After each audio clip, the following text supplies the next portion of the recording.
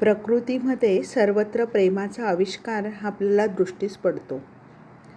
समाजात जे काही चांगले असते, जे काही महान असते, जे काही उदात्त आढळते, ते सर्व या प्रेमाचाच खेळ होय. त्याचप्रमाणे समाजात जे काही वाईट आहे, जे काही अघोर आहे, तेही त्या प्रेमभावनेचेच विकृत रूप होय. प्रेमभावना तीच असते, पण भिन्न भिन्न अवस्थात विभिन्न रूपांनी प्रकट होते. प्रेमभावना एकच, तिला भले किंवा बुरे वळण लावण्याचाच काय तो प्रश्न. योग्य वळण लावल्यास सुफल आणि तिनेच जर अयोग्य वळण घेतले तर कमालीचे कुफल. गरिबांना आपले सर्वस्व देऊन टाकण्याची शुभ प्रेरणा हे प्रेमच एखाद्याला देते, तर एखाद्याला स्वतःच्या खुद्द भावंडांचा गळा कापून त्यांचे सर्वस्व गिळंकृत करण्यालाही तीच उद्यत करते. पैकी दुसऱ्याचे स्वतःवर जितके प्रेम असते, तितकेच पहिल्याचे इतरांवर असते. दुसऱ्याच्या बाबतीत प्रेमाची दिशा चुकलेली असते, तर पहिल्याच्या बाबतीत त्याला उचित दिशा लागलेली असते. जो विस्तव आपले अन्न शिजवतो, तोच एखाद्या बालकाला होरपळूनही काढू शकतो. यात विस्तवाचा काहीच दोष नाही. तो कशा रीतीने वापरला जातो यावरच सगळे अवलंबून असते. परिणामात फरक पडतो तो त्यानेच. आता भक्तियोग हे प्रेमाच्या अगदी उच्चतम विकासाचे शास्त्र आहे.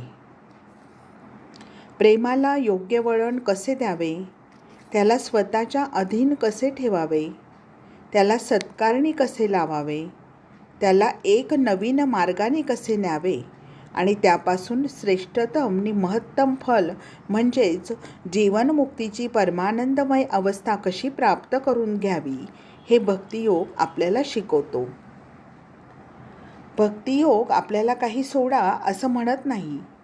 त्याचे सांगणे इतकेच असते की आसक्त व्हा त्या सर्वश्रेष्ठावर, त्या परमपुरुषावर, त्या भगवंतावर आसक्त व्हा. जो त्या परमपुरुषाच्या प्रेमाने धुंद झाला आहे, त्याची हीन गोष्टींवरील आसक्ती आपोआपच विरून जाईल. हे परमेश्वरा, तुझ्या संबंधी मला आणखी काहीच ठाऊक नाही.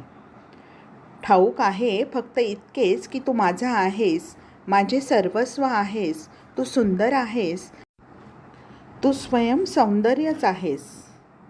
भक्तियोगाचे आपल्याला सांगणे आहे, सुंदर वस्तूंविषयी अगदी स्वाभाविक ओढ तुमच्या ठायी आहे. स्वभावतःच तुम्ही सुंदर वस्तूकडे ओढले जाता. भगवान परम सुंदर आहे, सौंदर्य निदान आहे. तुम्ही आपल्या प्रेमाचा ओघ त्याच्याकडे वळवा. आकाशात, तारांगणात वा चंद्रबिंबात जो सौंदर्याचा विलास बघावयास मिळतो, तो कोणाचा? कुठून आले हे सौंदर्य? कोणाचे सौंदर्य ते? सारा या भगवंताच्या सर्वव्यापी, यथार्थ आणि दिव्य सौंदर्य सुष्मेचा अंशिक प्रकाश आहे आणि आणखी काहीच नाही. तमेव भान्तम अनुभाती सर्वम, तस्य भासा सर्वम इदम विभाती. तो आहे म्हणूनच सर्व काही प्रकाशत आहे. त्याच्या प्रकाशानेच सारे प्रकाशमान आहे.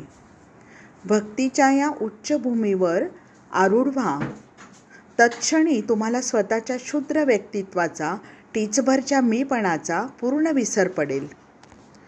जागतिक सगळ्या क्षुद्र स्वार्थी आसक्तींचा त्याग करा. मानवालाच आपल्या साऱ्या मानवी वा त्याहून उच्च कार्यप्रवृत्तीचे एकमेव लक्ष समजू नका.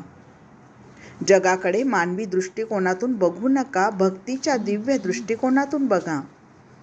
साक्षीप्रमाणे राहून प्रकृतीच्या समस्त घटनांचे अवलोकन करा. माणसाविषयी अनासक्तीचा भाव बाळगा. ही प्रबळ प्रेमभावना जगात कशी कार्य करीत आहे ते बघा.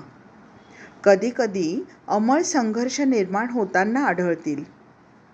तेही त्या परमप्रेमलाभाच्या प्रयत्नातील आनुषंगिक घटनाच आहेत. कधी कुठे कलह उद्भवतील, कदाचित कुणाचे पाऊल चुकीचे पडताना दिसेल, परंतु या साऱ्या घटना त्या परमप्रेमाच्या प्राप्तीच्या पायऱ्याच आहेत. संघर्ष उद्भवत, कलह होत, हवे तितके होत. अमळ बाजूस उभे राहून साक्षीप्रमाणे अवलोकन करा. तुम्ही जेव्हा स्वतःच्या या संसाराच्या प्रवाहात वाहवत असता तेव्हाच तुम्हाला हे सारे धक्के जाणवतात.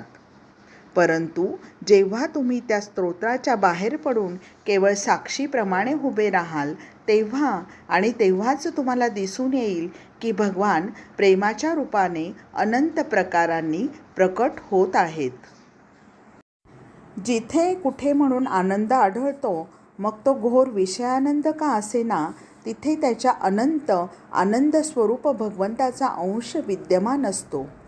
अगदी हीनतम आसक्तीमध्ये त्या परमप्रेमाचे, भगवत प्रेमाचे बीज विद्यमान असते.